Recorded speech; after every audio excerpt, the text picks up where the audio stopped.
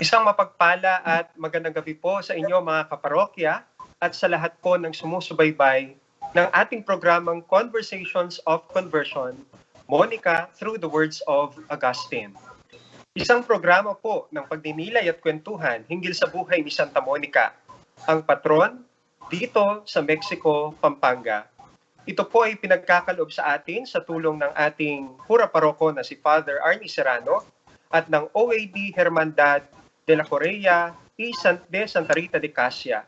At sa gabi pong ito, tayo po ay nasa ika-4 na po na episode. At ang ating pag-uusapan po para sa episode na ito ay napapatungkol po sa pagkakaroon ng mensahe ni Augustine hinggil sa naging buhay niya at ng kanyang ina na pinamagatan po natin mula sa Confessions ni Saint Augustine, She Followed Me by Land and Sea. Para po mas mabigyan ng kalinawan ang ating pagninilay at kwentuhan sa gabi pong ito, muli ko pong ipinapakilala sa inyo ang ating mga makakasama sa ating kwentuhan. Umpisahan po natin sa Liturgy Head Committee ng Santa Monica Parish. Nandyan po si Brother Jonathan.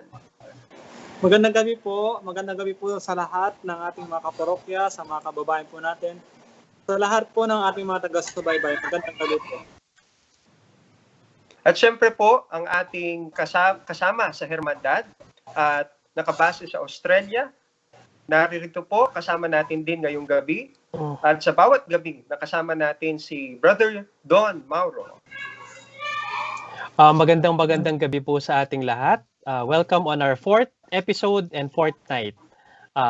Sana po patuloy pa rin po ang makapulot ng kahit mga iilang aral po at samahan pa po ninyo kami. Welcome po sa ating 4th night. At sa gabi rin pong ito, no, kasama pa rin po natin si Father Dennis Duwin Ruiz, ang ating kasamang Agustinong Pari na OAD Director General for Secular Fraternities at OAD Postulator General. Magandang gabi po, Father. Live na live po mula sa Rome. Good evening po sa lahat ng mga nanonood ngayon. Good evening for Among Carthy, Fray Jonathan, Fray Paul, at sa lahat ng mga hermandad na nakasubaybay ngayon. Sa mga lahat na nag-post rin sa Conversations of Conversion, episode 4 ata tayo ngayon, di ba? Ayan, Father Dennis, nabanggit mo na rin yung isang makakasama natin. Gusto ko lamang pong ipakilala sa ating mga viewers at mga kaparokya. Praise and Father, napaka-bless po natin sa gabing ito dahil meron po tayong bisita na nagpaunlak sa ating oras upang tayo ay makasama sa kwentuhan hinggil sa buhay ni Santa Monica. Ipinapakilala ko po sa inyo ang Director ng Bahay Pag-ibig sa Holy Angel Village sa Telabastagan, City of San Fernando, Pampanga, at sa Munting Tahanan ng Nazareth at Induning Maya Pausok Center for Women sa Moaque, Mabalacat City, at sa Children's Home Balibago, Angeles City. Siya rin po ang ating Archdiocesan Archivist at Assistant Exorcist ng Archdiocese of San Fernando, Pampanga. Praise and Father, kasama po natin sa gabing ito si Reverend Father Ricarty Macalino. Magandang gabi, Father. Magandang gabi po sa lahat ng sumusubaybay dito po sa Conversations of Conversions, a revisit to the life and legacy of Saint Augustine and his mother, Saint Monica. Magandang gabi po, Father Dennis, Fray Jonathan, kay Fray Don, tsaka sa ating moderator. Naway mas lalo pong lumalim ang ating pagkilala sa kanila at devotion sa kanila sa programang ito. Magandang gabi po sa lahat at welcome po sa ating 4th episode. Ayan po, Father. Thank you so much din po sa oras ninyo. At by the way, sorry, Father, Brother Paul. Si Father Carty din ang ating spiritual director ng Hermandad de la Correa de Santa Rita de Casia, Santa Monica, Pampanga chapter. Oo nga po. Ayan po. Nakalimutan po. So, sobrang dami po kasi ng Oo nga. ano ni Oo Father nga, na oo kalimutan nga. ko pong banggatin. Ayan po. Sa mga Siya ang manonood ating, po natin, opo, siya nga rin po pala ang spiritual director ng OAD Hermandad chapter dito po sa Pampanga. Thank you, Kuya Don, for the reminder po. And Fathers and Christ, para po tayo'y mas maging makabuluhan ng kwentuhan sa gabing ito, narito po ang isang testimony mula sa ating kaparokya.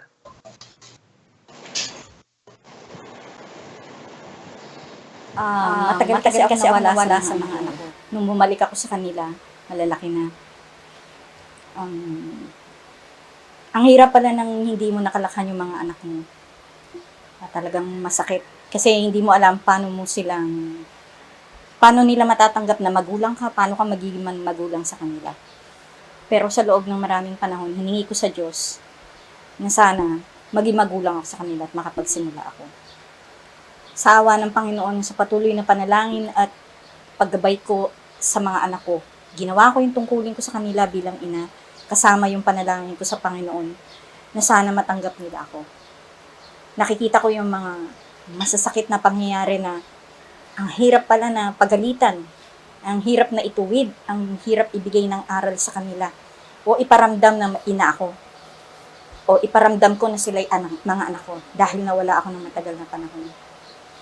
Hindi ko maramdaman na kinikilala nila akong ina. Hindi ko rin maramdaman na mahal nila ako. Pero ako, mahal na mahal ko sila dahil may mabigat na dahilan kung bakit nangyari sa amin yung bagay na yun. Hiningi ko sa Panginoon na punuan niya. Araw-araw na sakripisyo, panalangin, araw-araw na paglilingkod, walang kapaguran, walang sukuan, kahit nakikita ko na nasasaktan na ako sa mga sinasabi nila, nasasaktan ako sa mga pinakikita nila sa akin, hindi ako sumuko. Dahil naniniwala ako na alam ng Panginoon yung nasa puso ko bilang isang ina. Pero pinakamasakit sa isang magulang mawalay sa kanilang anak. Nandoon yung pangungulila, yung hirap na hindi mo makita yung mga anak mo. At pinakamahirap sa lahat, paano ka maging magulang sa kanila sa panahong kasama mo na sila na hindi mo nakalakihan. Yung panalangin ko gabi-gabi. Yung panalangin ko na umaasa ako sa Diyos na kailanman hindi niya pababayaan ang damdamin ng isang ina. Kasi ang ina, kahit gaano ang nangyari, kahit na anong nangyari, kahit anong pagkakamaling gawin ng anak, patuloy niyang mamahalin ang kanyang mga anak, patuloy niyang uunawain, patuloy niyang bibigyan ng dahilan ang kanyang mga anak, patuloy niyang paglilingkuran at kakalimutan kung ano man yung mga masakit na nangyari. Nakaramdam ako ng mga ganyan, rejection.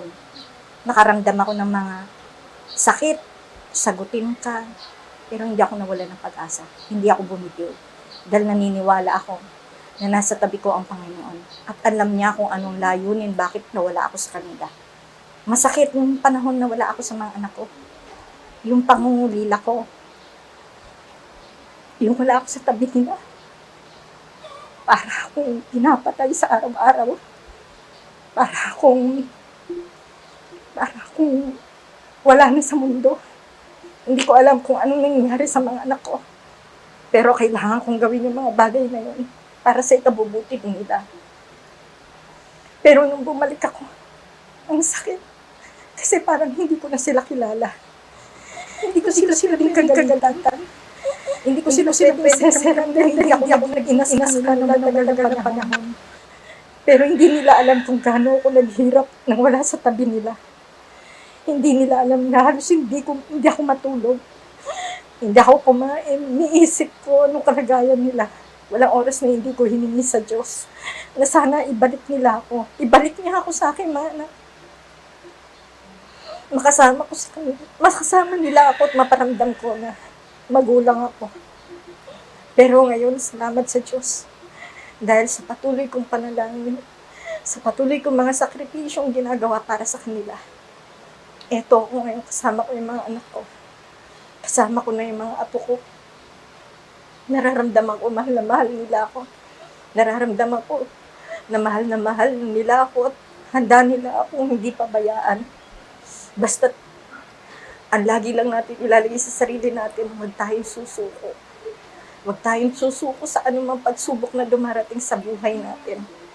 Lagi tayong kakapit sa Panginoon. Laging maniniwala.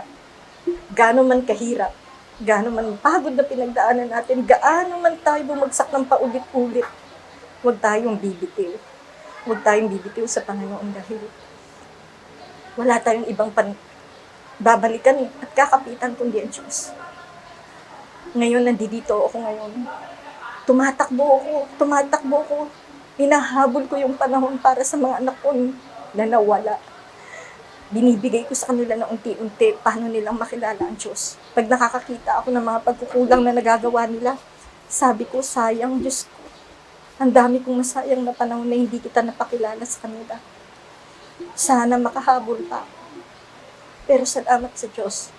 Nararamdaman ko yung mga giya niya sa akin. Nararamdaman ko yung kanya mga pagtulong, yung awa niya. At salamat sa Diyos dahil ganun pa man, napakababait na mga anak ko. Lumaki silang mababait. Yun nga lang, hindi mo lang alam paano maging isang ina sa panahong napalayo ka sa mga anak mo. Siguro, kung hindi sa Panginoon, hindi ko kakayanin. Hindi ko kakayanin lahat ng pinagdaanan ko. Hindi ko kakayanin na maisip ko na iniwan ko sila ng maliit lang. Bumalik ako ng malaki na sila. Hindi ko mapapatawad yung sarili ko. Yun yung pinakamahirap eh. Paano mo patatawarin yung sarili mo na hindi mo nagampanan? Yung mga bagay na dapat nagawa mo para sa kanila sa panahong wala ako sa tabi nila. Lagi kong hinihingi sa Diyos na sana mapatawad ko yung sarili ko. Pag nakakakita ako ng mga nagagawa nila, sinisisi ko yung sarili ko. Sinisisi ko yung sarili ko pag nakakaramdam ako ng mga bagay na nagagawa nilang mali. Sinisisi ko, sana kung nandito lang ako, kung lumaki sila sa tabi ko, sana hindi nangyari yung mga bagay nito. Pero ngayon, salamat sa Diyos. Nakababayad ako ng paunti-unti. Basta't wag lang tayo susuko. Mananalig lang tayo sa Panginoon. Siya lang ang tatakbuhan natin, wala nang iba. Magdebosyon, manalangin, paulit-ulit na panalangin, paulit-ulit na paglilingkod. At doon ko napatunayan na kahit anong mangyari, hindi kailanman mawawala yung pagmamahal ng ina sa kanyang mga anak. Hindi kailanman maglalaho ito. Hindi ka kailanman mapapagod. Hindi ka kailanman magsasawa. Mahirap para sa akin. Kasi doble kayod.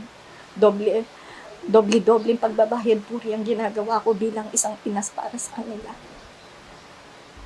Swerte yung mga anak na lagi nila kasama ang kanilang mga magulang. Hindi ko man ginusto malayo sa kanila, pero may mga pangyayari na hindi ko inaasahan mangyari mga bagay na yun. At sana, hinihingi ko lang na mapatawad nila ako.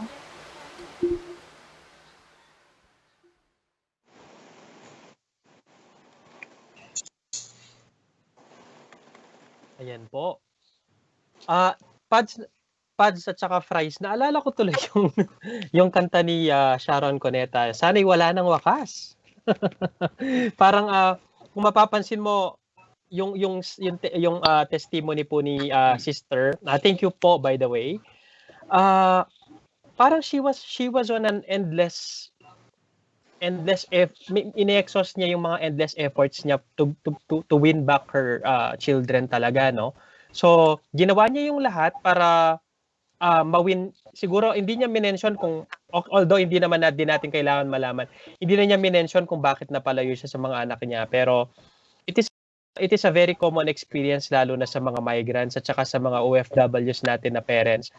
I for one, mahirap yung malayo sa mga mahal sa buhay at saka parang you tend to strike a balance between paano mo ma-make up yung lost time mo at the same time yung how you want to give them a better life. So, pero isa siguro sa mga touching sa akin doon yung tenacity niya at saka yung hindi niya pag-surrender. Ano po? At saka yung talagang gusto niyang more than their welfare, hindi niya nakalimutang banggitin yung gusto niyang ma-win back din ng mga anak niya para mapalapit sila sa Diyos, which is very Santa Monica, I would say.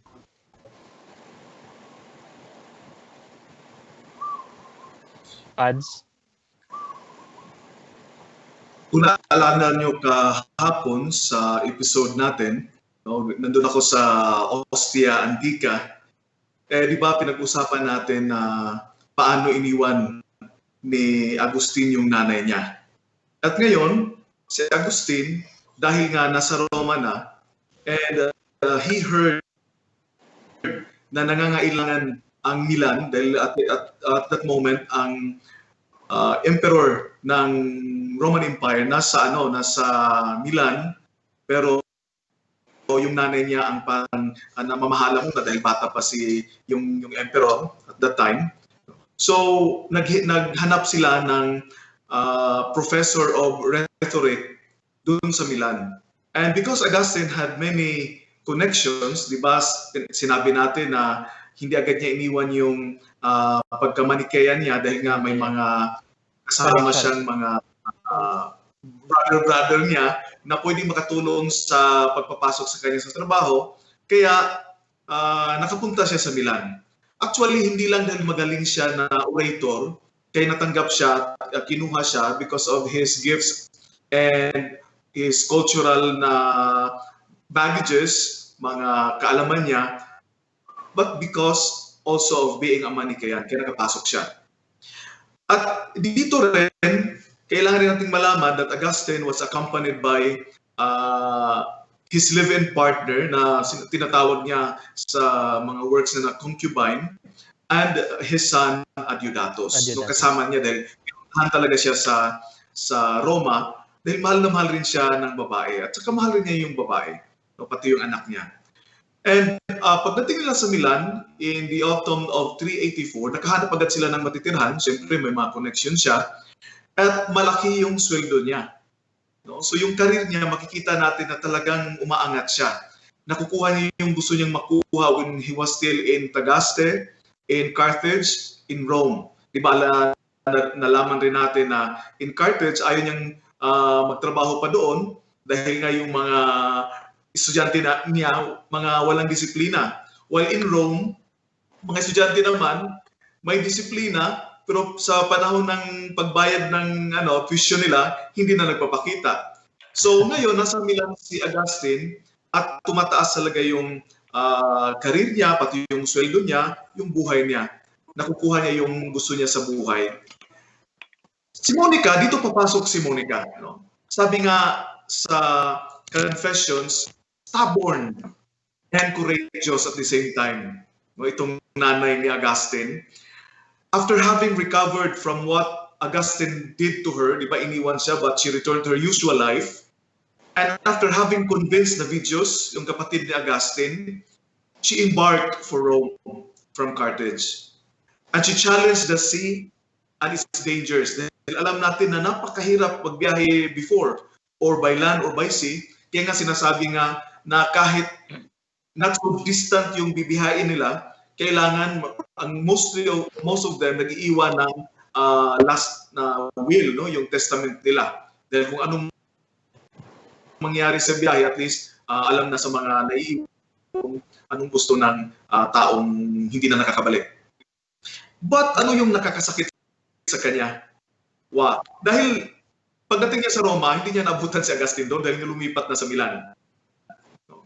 So makikita natin dito, once again, we can see a mother's love that surpassed all obstacles. Dahil di ba sinasabi natin before sa mga episodes natin na ang gusto lang naman ni Monica is the salvation of his son.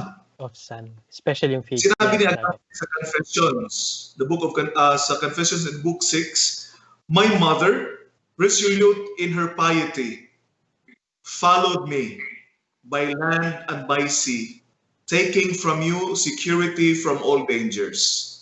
So makikita natin again yung saan kumukuha ng lakas at seguridad, no, security si Monica sa Panginoon pa rin para sundan ng anak na lumayas.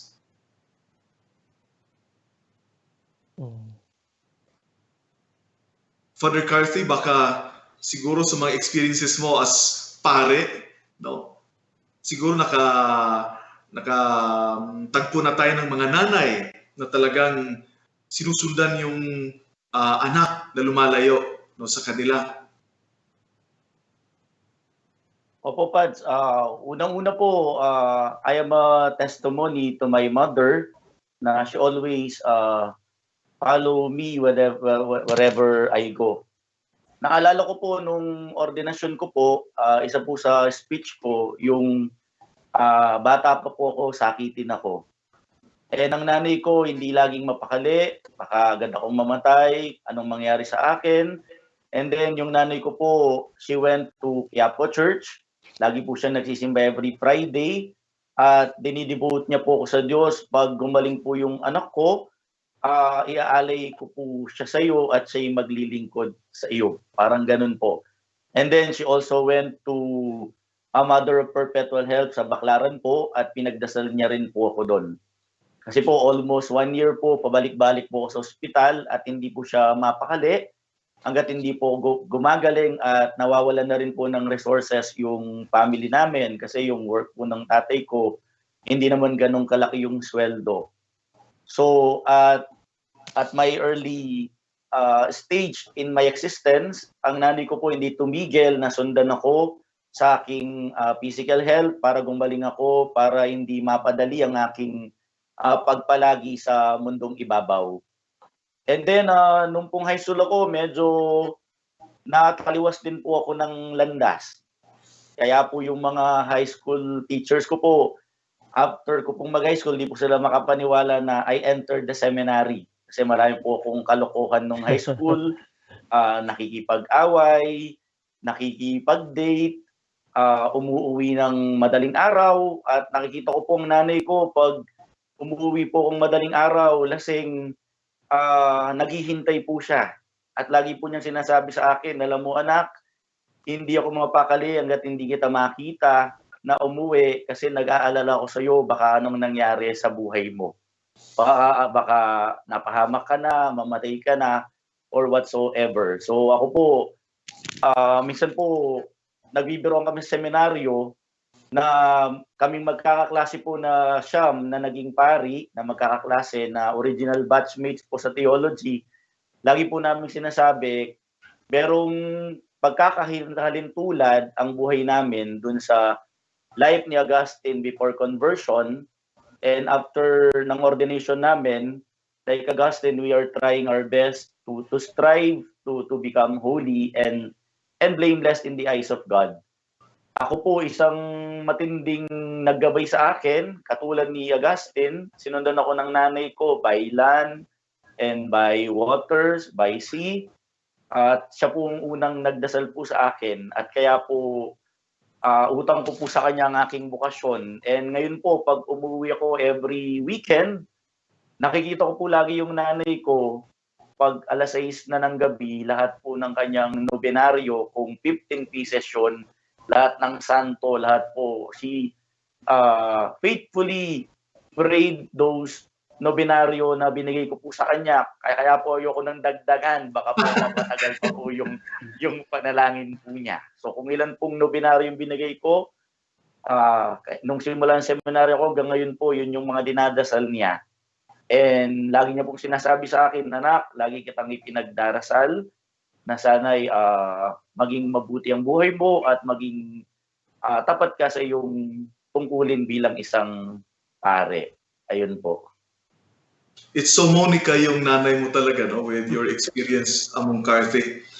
May naalala ako because very interesting yung sinabi mo kanina na sa bata ka pa. I was present during your ordination. Opo. I was present there at hindi ko masyadong naalala yung sinabi mo ngayon na pinagdarasal ka palagi ng nanay mo. Why? Because ako rin, yung pa lang ako, 2 years old pa lang ako, nahulog ako sa bahay namin. No? At saka 3 floors yung bahay namin, talagang straight yung pagkahulog ko. And sabi nga ng lola ko na hindi siya tumakbo kung saan ako nahulog. She went to the altar asking the Lord na bigyan pa ako ng buhay, and she is willing to offer me in the service of God. Dahil lumaki kasi ako sa lola ko. Kahit kasama rin namin ang nanay ko sa bahay, but I was more close to my lola. So, ay nangyari, yun nga, eto, naging pare ako, and she even waited for my first 5 years as a priest, even though na-paralyze siya for 10 years, no? Hinintay talaga ako ng lola ko, and then after the 5th year of my priesthood, namatay siya. So, pag dito makikita natin na yung mga nanay at kung sino yung mga mahal sa buhay, talagang maganda pag pinagdarasal natin yung gusto nating bumalik o mas-save sa isang situation. So, siguro si Fray may mga masasabi rin dito ng mga karanasan niya bilang isang guro. Opo. Ayun po, napakaganda nung ni Father, yung karanasan niyo po at karanasan ni Father Carty at Father Dennis. Father, dun sa testimony po, ako bilang isang guro po, na-touch ako dun sa karanasan po nung nanay na may dahilan kung bakit nawalay nga po siya, sabi ni Tridon. Pero at the end of the day dun sa po ng nanay, dun sa kanyang statement, di ba po, muli siyang bumalik sa kanyang mga anak. Inaanap niya yung mga anak niya. Very, very touching moment po para sa akin yun sa isang ina. Yung hindi niya natiis ang kanyang mga anak at hindi niya natiis ang kanyang pamilya. May dahilan po siguro kung bakit nawalay siya, pero hindi po niya sinabi. Pero may dahilan din po yung pagbalik niya. At yung pagbalik po niyang iyon,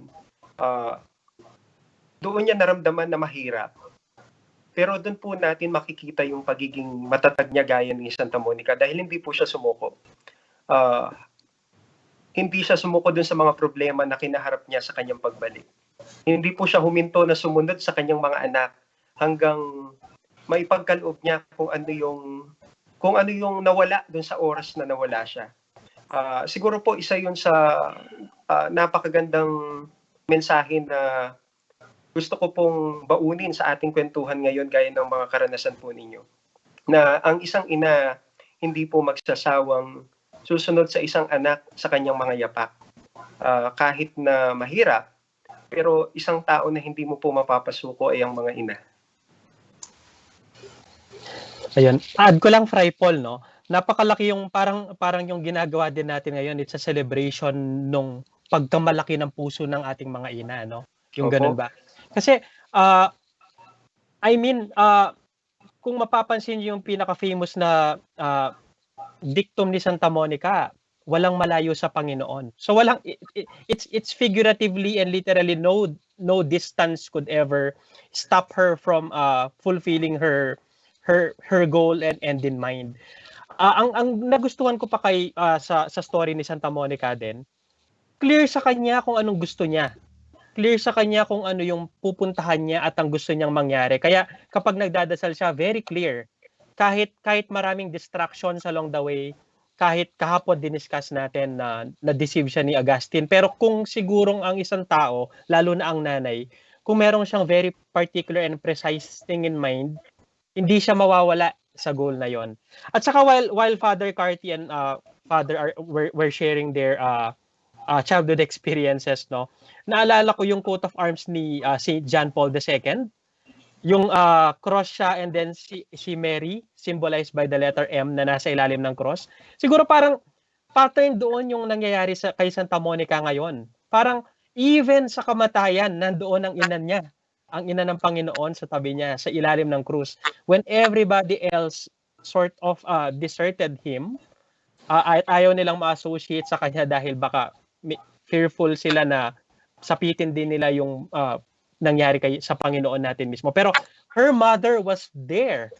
No, even ayun nga, kaya nga may 7 sorrows then. So parang na-associate ko lang sa buhay ni Santa Monica kahit ilang lungkot at hapis ang naihatid sa kanya nung experience niya sa pagsunod sa kanyang anak at pagsuporta sa kanyang anak. She actually braved them in order to para makamtan din niya yung pinagdadasal niya. Again, may naaalala ko dito na song, no? Siguro ginamit ko na ito sa ibang episodes natin. No? Kahit ilang dagat ang dapat tawirin, higit pa riyan ang aking gagawin. So, ginawa talaga ni Monica lahat na masundan, no? Masundan ang anak niya. At sinabi ko nga kanina, when they arrived in Rome with Navigius, hindi na lang tagpuan si Augustine dahil pumunta na ng Milan with his live-in partner and yung anak nila.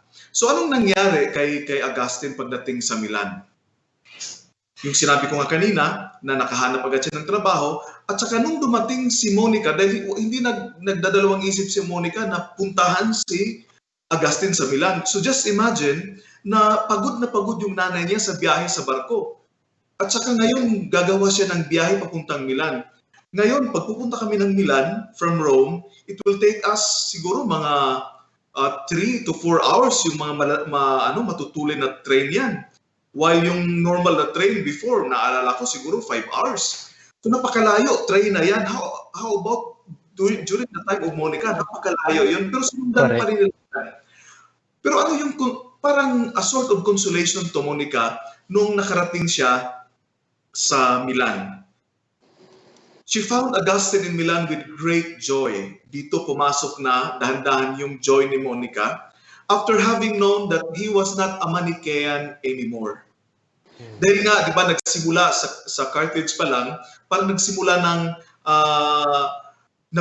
nabuksan na yung mga mata ni Augustine sa mga maling turo ng Manichaeism. At pagdating niya sa Milan, doon talaga parang tumibay yung conviction niya na talagang mali ang pinasukan niya. Kaya nung nalaman ni Monica na hindi na pala, parang lumayo na si Augustine na sa Manichaean, doon nagsimula yung joy ni Monica. Pakinggan natin si Augustine kung anong sinabi niya. When she heard that what she desired from you, dahil si Augustine kasi nakipag-usap palagi sa Panginoon, was already greatly realized in that though I had not yet attained the truth, hindi pa siya naging Katoliko dahil hindi pa siya nabinyagan, I was rescued from falsehood. So doon naging masaya yung nanay niya dahil alam na niya na parang nare-realize na yung mga pinagdarasal ng nanay niya. No? And here, Monica continued her piety when she was still in Africa, going to church twice a day. So, naalala ko again si Father Carthy, nung sinabi niya na yung nanay niya palaging pumupunta sa simbahan, dinarasal siya sa Mother Perpetual Help. Naalala ko rin si Fray Jonathan nung sinabi niya na in-offer siya sa Nazareno. No, anong araw ba yun? Na palagi siyang pinagdarasal ng nanay niya for his health, his safety, no? Para mabuhay yung anak niya. So dito si Monica, hindi pa rin siya tumigil, twice a day. So just imagine, for Ambrose, no, ang obispo sa time na yon sa Milan, na palaging nakikita si Monica sa simbahan. Sa sinabi ni Fray Don kanina, na talagang alam ni Monica kung ano yung hinihingi niya, ano yung misyon niya, pero siguro ang pinaka-importante nating makita doon, dahil alam niya na may Diyos na tutulong sa kanya. Hindi niya binitawan yung mga dasal niya, dahil alam niya na sasagutin ng Diyos ang mga samo niya. Through his position, no, Augustine had a chance to meet Ambrose in person, whom he started to love. Si Ambrose kasi at the start parang ayaw makipag-usap kay Augustine. Doon sabi niya na famous naman yan doon sa Africa na hindi pa natalo, tapos wala namang patutunguhan yung discussion namin dahil talagang si Augustine may firm siya sa conviction niya, no, as a Manichaean. So sabi ni Ambrose, hindi ko sasayangin ang panahon ko talking with that guy, no, from parang Africa. Sarado na yung utak, gano'n. Wala na. Close kasi si Augustine. Ganun ang tingin niya. Convince siya. So kaya si Saint Ambrose as a bishop, hindi na rin niya na makipag-usap pa kay Augustine. No? And but anong nangyari? Dahil nga nagtagpo sila sa daan, no? Accidentally nagkatagpo si Saint Ambrose and Augustine along the road. Siyempre dahil si Augustine famous na sa Milan, siya yung tagabigay ng talumpati sa harap ng emperor, no, ng Empress Mother. So binati siya ni Ambrose. Siyempre paggalang rin sa kanya. At sinabi niya kay Augustine. Pakinggan natin si Augustine kung anong sinabi ni Ambrose sa nanay niya. from the Confessions, Book 6 pa rin tayo. Sabi ni Augustine na ito yung sinabi sa kanya ni Ambrose. Congratulations, no, for having such a mother. A woman with a very religious life, not knowing what a son she had in me, sabi ni Augustine, no, nung sinabi ni Ambrose sa kanya, who doubted of all these things. So just imagine na kinukongratulate siya ni Ambrose dahil sa nanay niya. Pero at the same time, parang nakonsensya si Augustine dahil lahat ng pinaniniwalaan ng nanay niya sa kabutihan ng nanay niya, yun yung sinusuway niya. Noon na nagiging sanhi ng sakit ng puso at siguro konsumisyon sa part ng nanay niya. Siguro isa-isa sa atin may mga experiences tayo na nagkakonsumisyon rin yung nanay sa atin. No, dahil siguro sa mga ginagawa natin, kahit na pinagdarasal tayo para sa kaligtasan natin, or may mga kakilala tayo na may experience na ganito. iPads.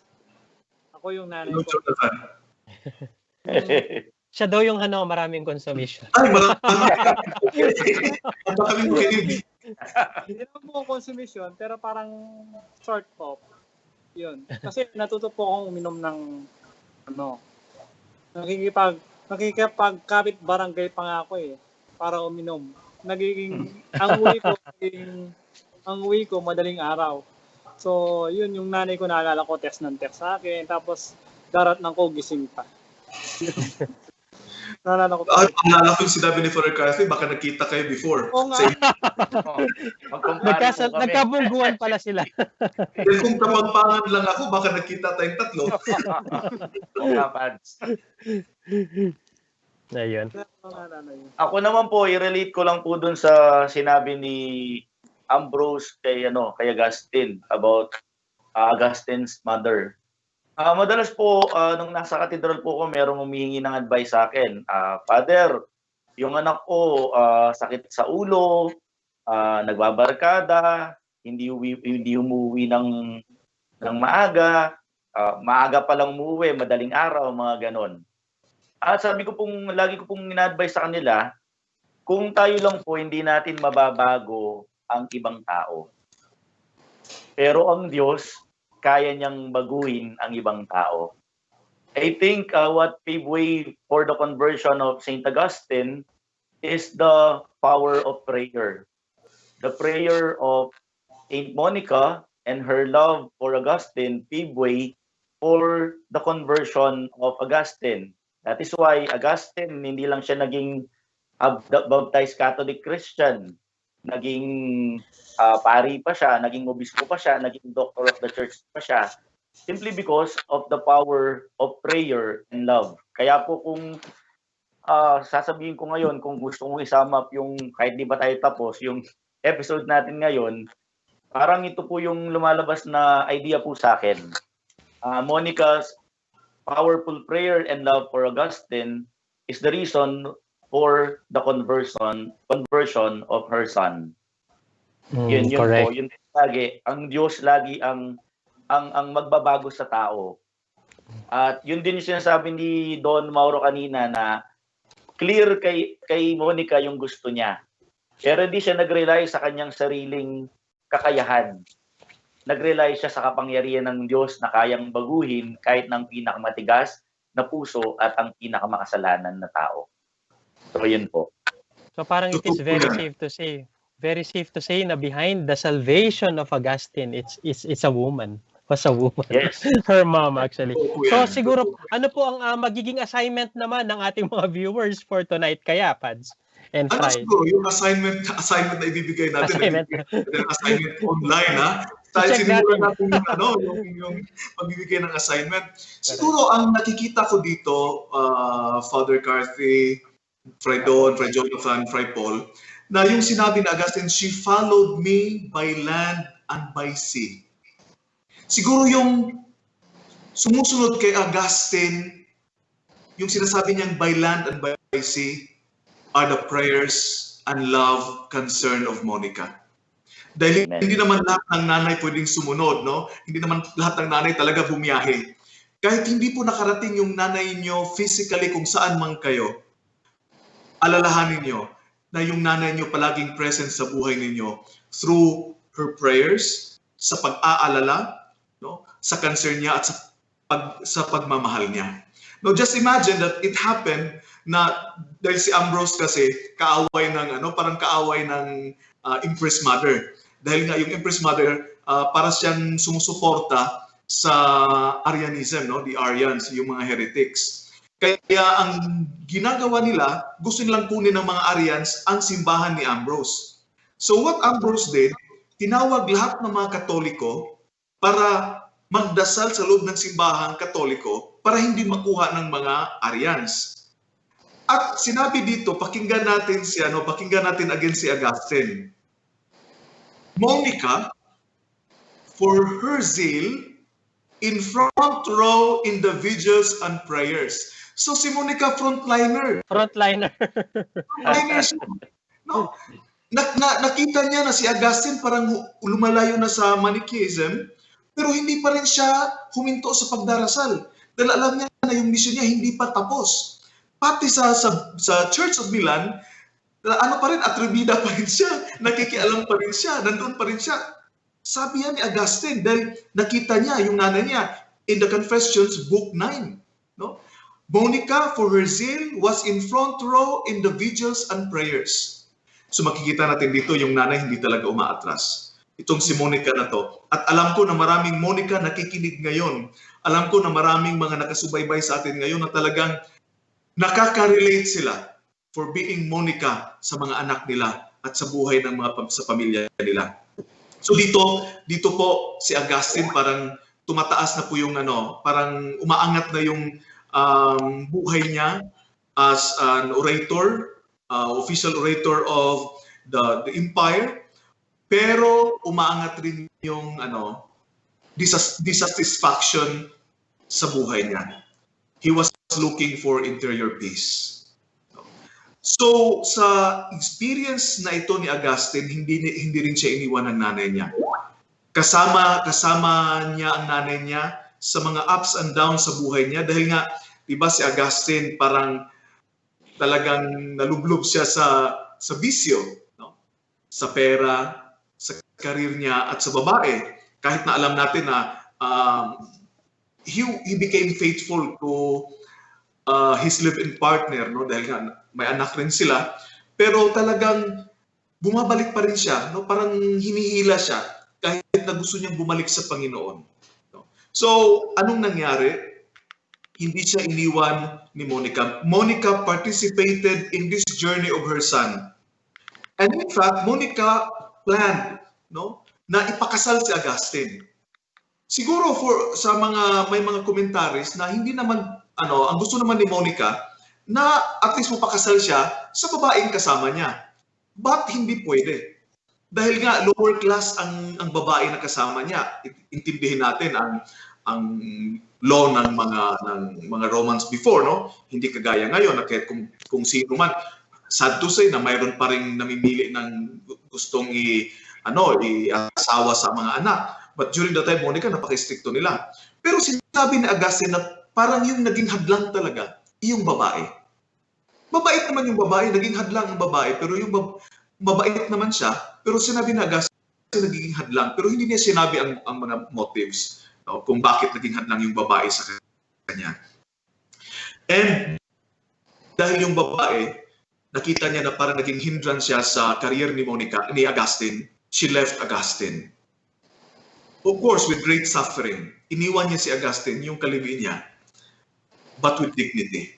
While anong sabi ni Augustine? That this woman returned to Carthage and went to a monastery. Pumasok sa isang monastery in Carthage to consecrate her life to God.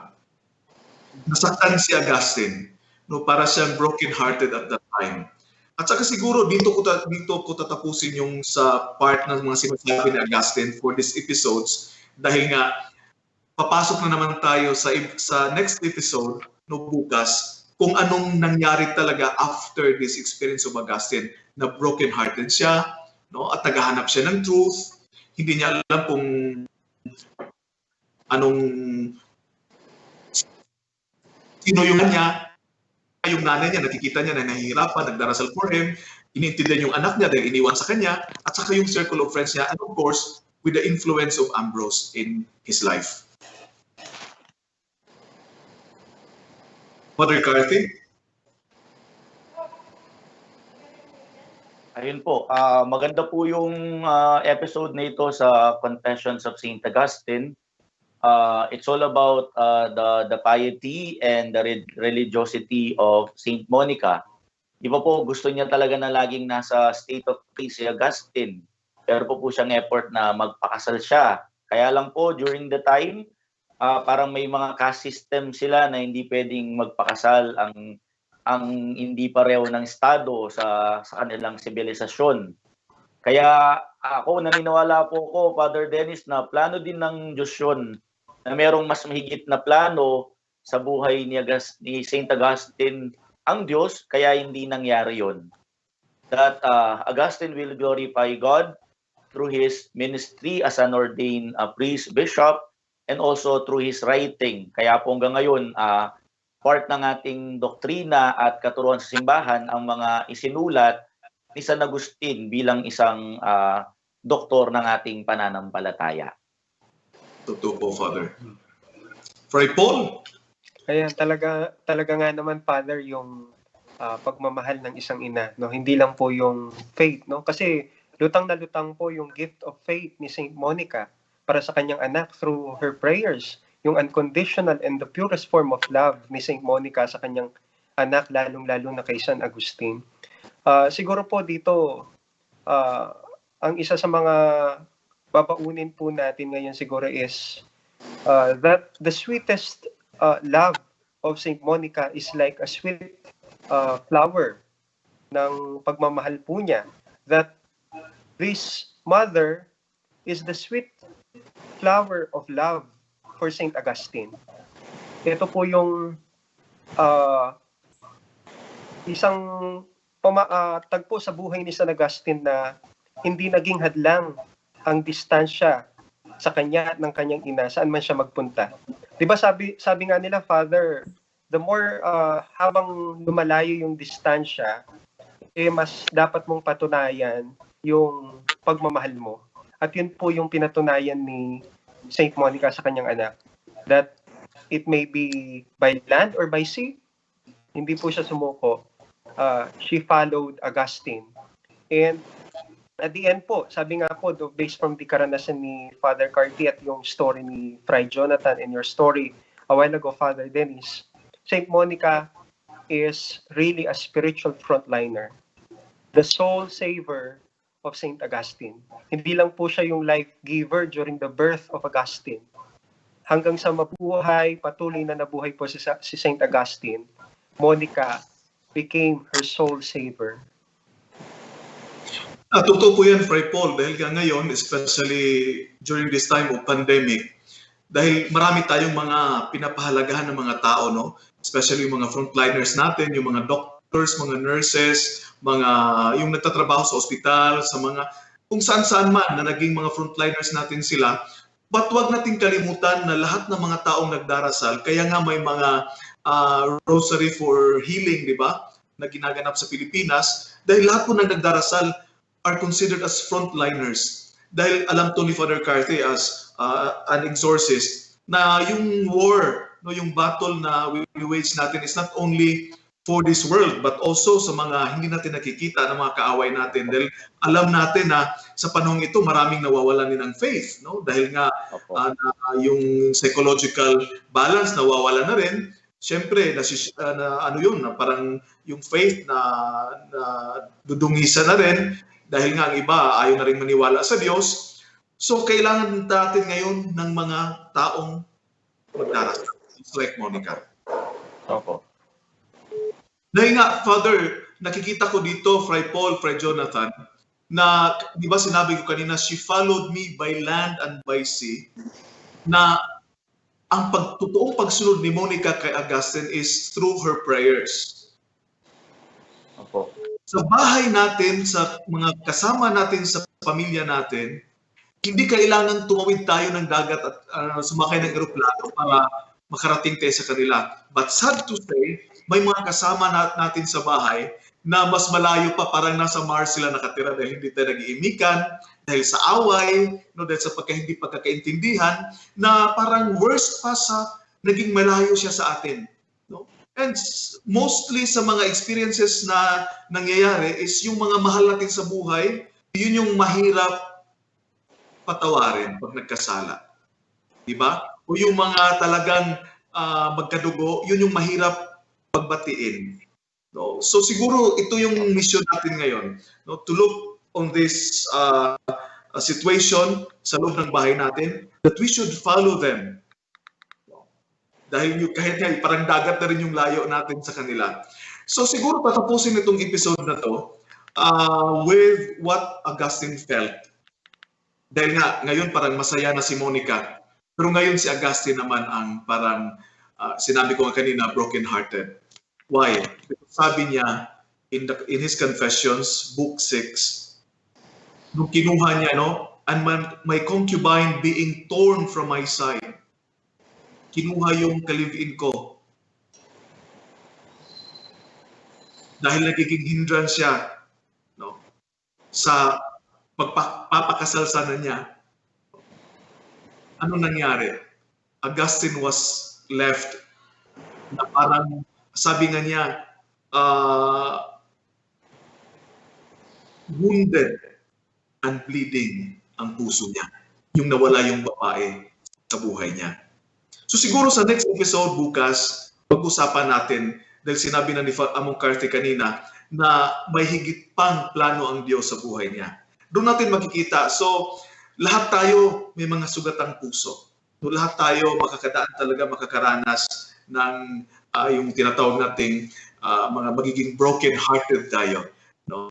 Sa pagmamahal natin sa Panginoon, sa pagsunod natin sa Panginoon, parang kasama siya sa mission natin na makakasalubong talaga natin o ma-experience natin na masasaktan tayo. Dahil nga ang totoong magmahal o nagmahal, nasasaktan. Yan po. Naalala ko po, Father, yung parati ko nababasang quote sa Facebook. When my arms can reach people who are close to my heart, I always hug them with my prayer. With my prayer. Totoo po yan.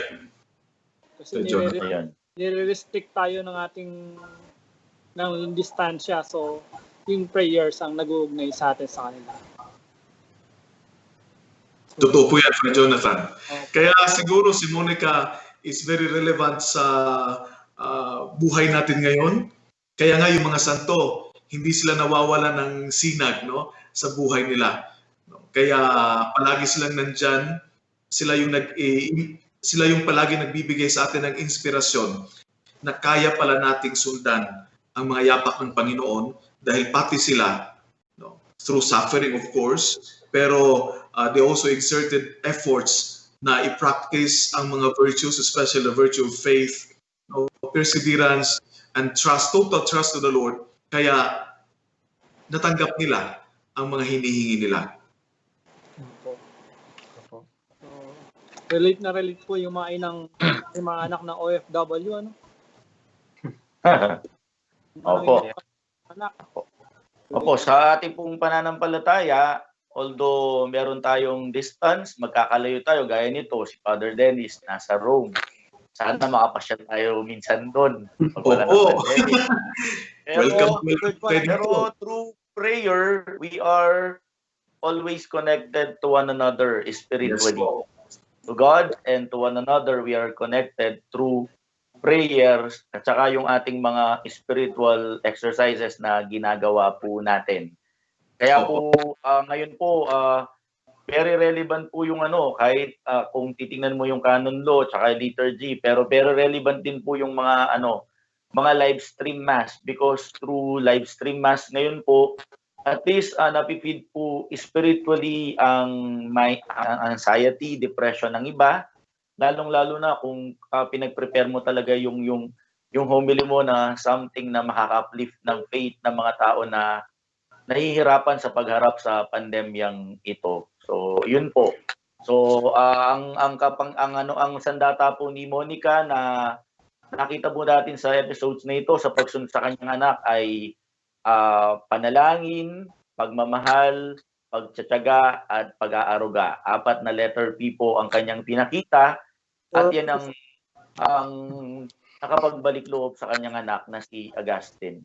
Ayun po yung kanyang pagsunod sa kanyang anak sa pagmamahal, panalangin, pag-aaruga at pagtsatsaga niya sa kanyang anak. Si Santo Monico po ay iyan ang kanyang sinabuhay, ang 4 na letter P.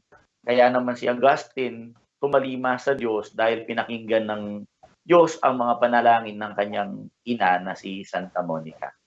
Among Carthy, part ata yan ng enumeration sa exams, yung apat na P mo. So sa natin, encourage natin yung mga viewers natin ngayon na hindi lang yung sa assignment kanina, pati ito, i-memorize na rin para sa examination sa buhay. Hindi po. Father Carthy, huwag kang mag-alala dahil sinabi mo na kahit nasa Rome ako, nasa room ka na naman.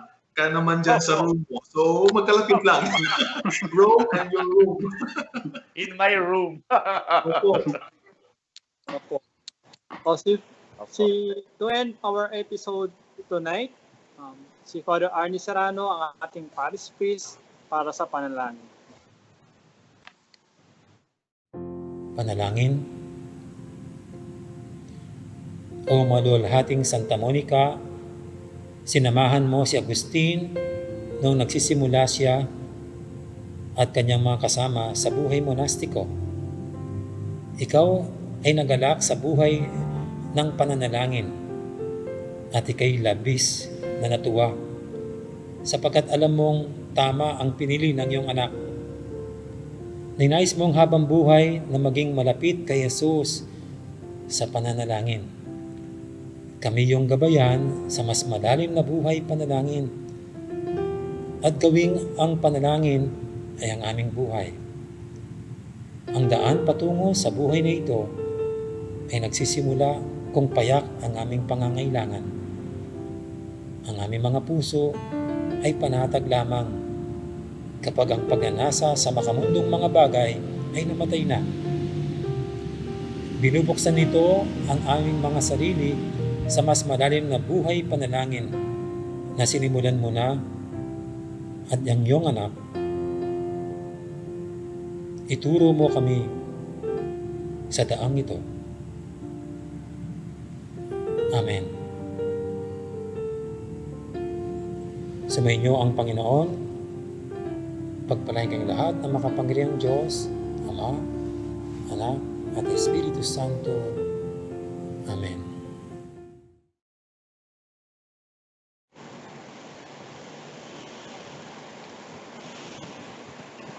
Ayan po, Fray and Fathers, natapos na naman po tayo sa ating ika-4 na episode na She Followed Me by Land and by Sea. Thank you very much, Father Dennis and Father Carty and Fray Jonathan at kay Fray Don po. Sana po sa mga susunod na episode, makasama pa po natin si Father Carty. Yeah, Among Carthy, see you tomorrow po. Opo. Opo, Father. At tapusin ko na po yung episode. Okay, sige. Thank you so much po, Among. At thank you din po sa ating mga viewers. Thank you po. Magandang gabi po. Sa lahat po ng viewers, thank you po. Ayan po. Thank you po.